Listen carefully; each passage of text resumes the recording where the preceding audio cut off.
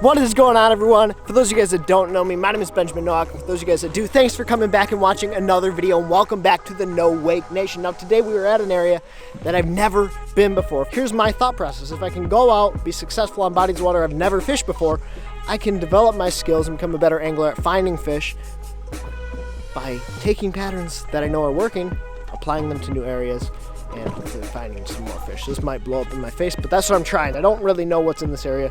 I know there's some big smallmouth. I know there's some big largemouth.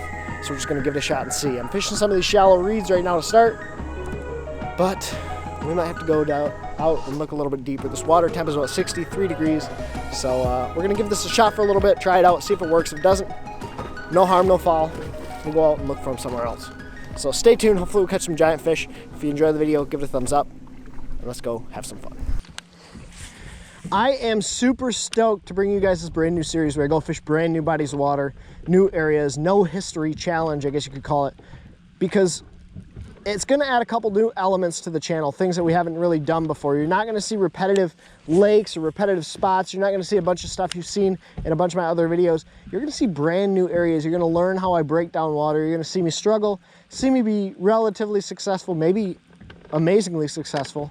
And I'm just really excited about it. As much as I like making videos, at the end of the day, like, fishing is my passion. Like, if none of this existed, and this is something Alex and I talk about a lot, if none of this existed, what would I still be doing? I would still be out here fishing and doing what I love to do. So this is something exciting, something new, something challenging for me, and I'm just really excited to see a reception for this new series, my No History series here on YouTube.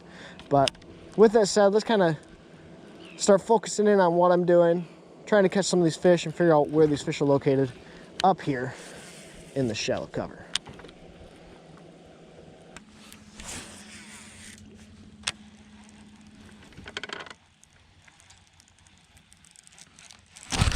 There's one. That was cool. I saw him come up and eat that spinnerbait. That was sweet. Dude, I haven't caught a fish on a spinnerbait in forever. That is so cool. Thank you, fish. I was just casting this thing around the reeds and I saw him come up and grab that. I'm trying to look around to see kind of what's going on, like where these fish should be. So I wasn't really paying too much attention, and I must have stopped it right around that reed patch and he choked it. It's a fun way to fish. It's super visual. You can see the blades like right under the water. I'm throwing this bright, obnoxious chartreuse and white spinnerbait. If I'm fishing around smallmouth, you know where it's at. That chartreuse is the deal. And whew, my heart is pumping, boys. There's a big one. Smashed it. Now I gotta get him out of these reeds.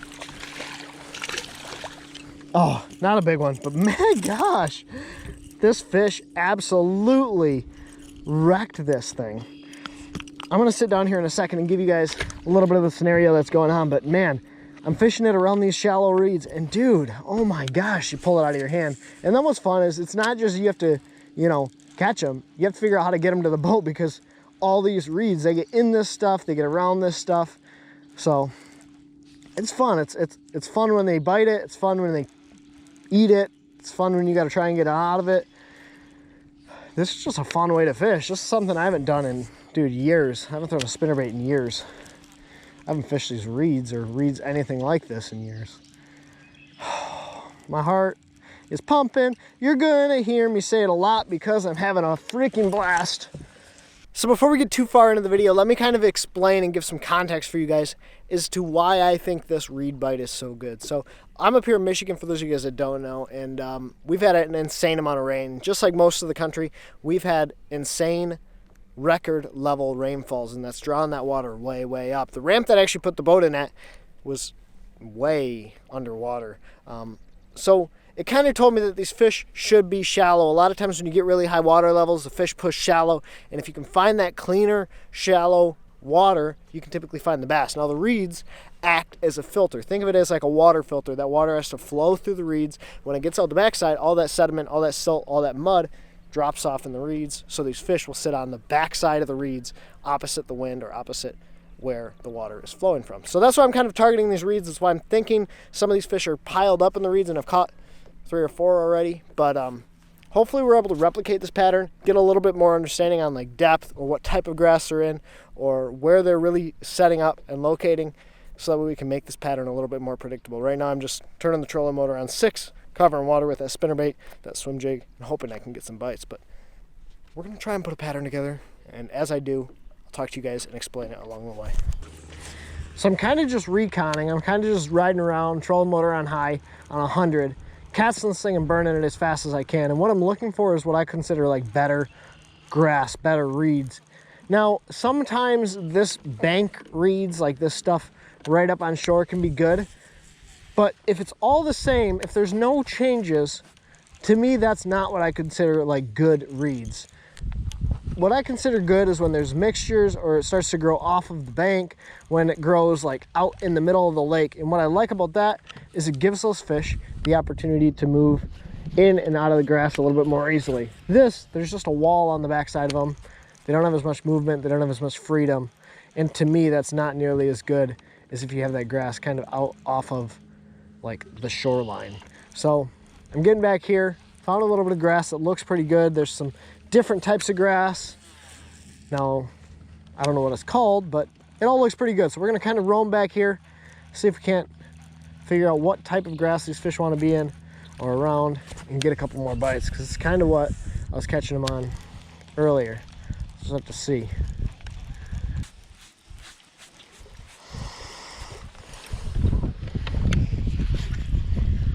Dude, this is so cool.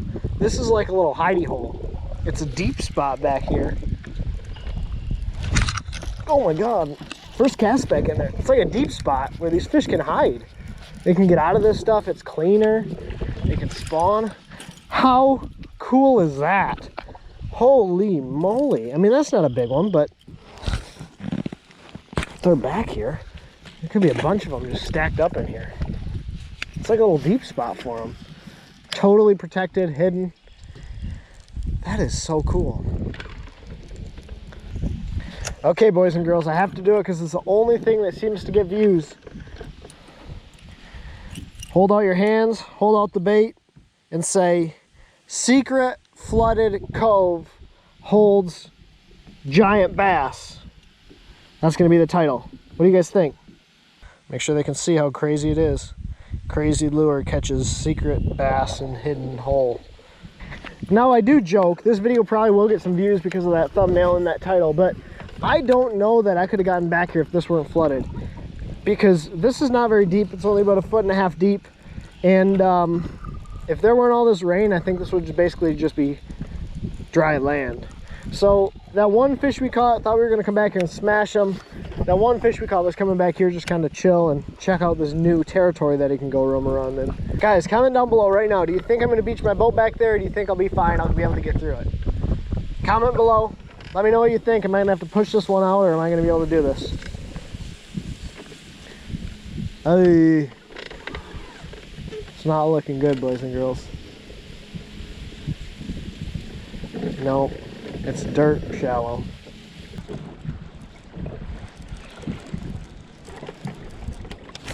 Oh, he came out of the water for it. I kind of wish I was turned to see it. I was looking at an area where I wanted to go, and that's a good one. Gosh, that is so much fun. That is a solid bass. He came out of the water for it.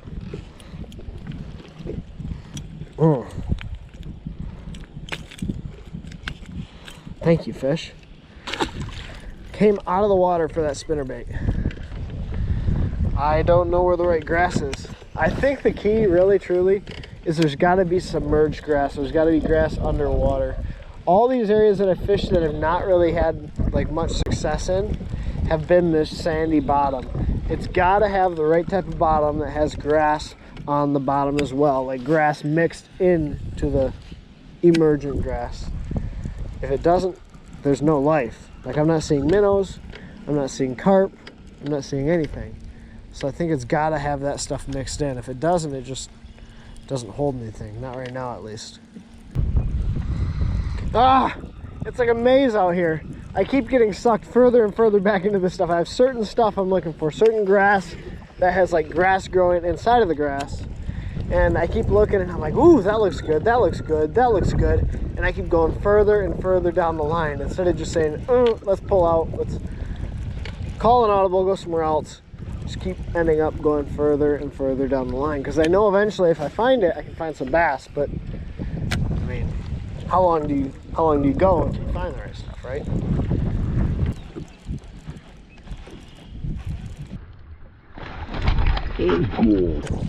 Oh my god, that scared the crap out of me. Oh, holy moly. That was a pike. Holy goodness gracious. I don't know about you guys, I'm one of those guys that gets jump scared real easy in movies. Kylie hates it, but like we'll be in a movie and they'll do a jump scare and I'll like be the one to freak out. It won't even be a scary part of the movie. But I'm the one that jumps really bad. Just like that. That scared the pee out of me. Oh. Holy smokes. This is going to be my talk to Wilson moment. Now, sometimes when you're out here by yourself, you don't have anyone to run ideas by to see if it makes sense. So you guys are going to be my Wilson. I'm stuck here out on this island by myself. This is my thought process. So I started out relatively hot, started out getting some bites pretty quickly, but what I noticed was there was a little bit of other grass mixed in, and I actually noticed other fish, whether they were carp or bait fish or whatever they were. I noticed other fish in the area. The areas where I've been fishing where I haven't been catching fish, I haven't been noticing life. There's not been other grass other than the shore grass, and I just think that has a big thing to do with it. Like, maybe it doesn't make sense, maybe it does make sense, but for me, fishing around life is always better than fishing around no life. And I know that seems really obvious, but you can keep running this pattern and just keep running the shore grass and maybe picking up a bite or two there, here and there, but there's got to be a pattern to it.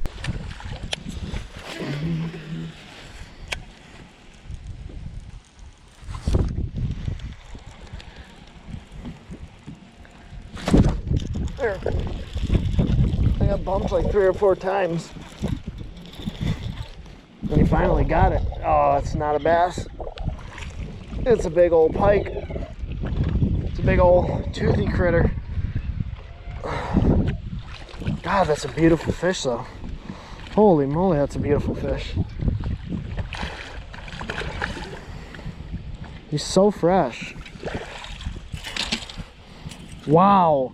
That may be one of the most beautiful pike I have ever seen. I am not a pike person, but that fish is beautiful. Guys, look at the coloring on that fish. That's a beautiful pike.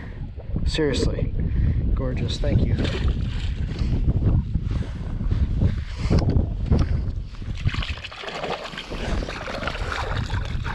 My hands are disgusting.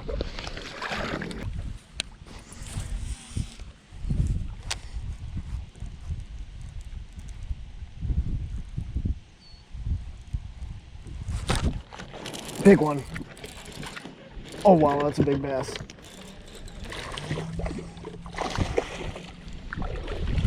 Come on, baby. Oh! Yes. Yes.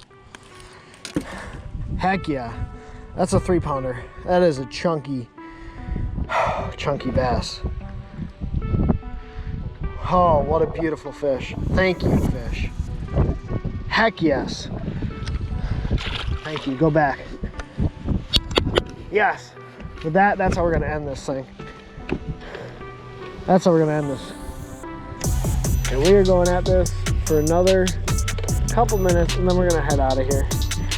It has been a blast. Today has been so much fun, but I really spoiled myself. Well, I didn't spoil myself. The fish spoiled me. Oh, well, that's good. Didn't record.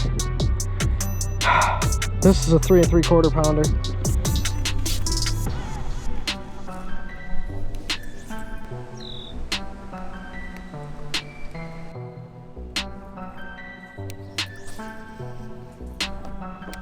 Okay, so before we end the video, I kind of want to do a review, and I'm going to try to do this after every video in the No History Month. We're going to go over how I caught them, where I caught them, and what I was doing, kind of my overall thoughts on the day, and if I were to come back, what I would do similar, what I would do differently.